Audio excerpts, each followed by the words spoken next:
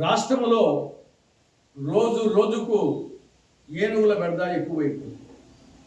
ఏనుగుల దాడులు ప్రతిరోజు ఏదో ఒక చోట ఎక్కడో ఒక చోట జరుగుతూనే ఉన్నాయి. అటు ఆస్తి నష్టం, ఇటు ప్రాణ నష్టం జరుగుతూనే ఉంది.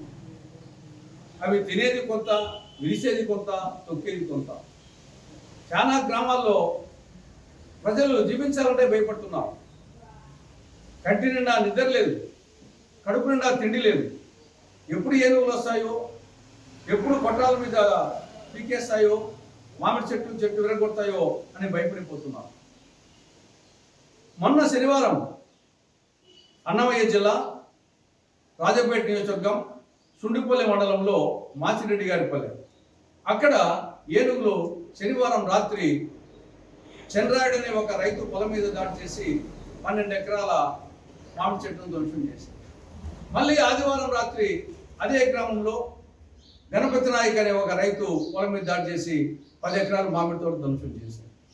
ఇలాంటి అనేక సంఘటనలు రోజు జరుగుతూనే ఉన్నాయి. మరి రాష్ట్ర ప్రభుత్వం ఏం చేస్తుందో అర్థం కావడం లేదు. ఆయనేమో పవన్ కళ్యాణ్ గారు కర్ణాటక పోయి కుంకి ఏనుగులు తెచ్చాను, నా సమస్య అంతా పరిష్కారం అవుతున్నాడు. ఆ కుంకి ఏనుగులు ఎక్కడున్నాయో, ఏం చేస్తున్నాయో ఎవరికి అర్థం కావడం లేదు. ఈయనేమో చంద్రబాబు నాయుడు గారు రోజు స్వర్ణాంధ్ర, స్వచ్ఛాంధ్ర, సంపదాంధ్ర, సంతోషాంధ్ర అని ఈయన పాట పాడుతూ ఉంటాడు.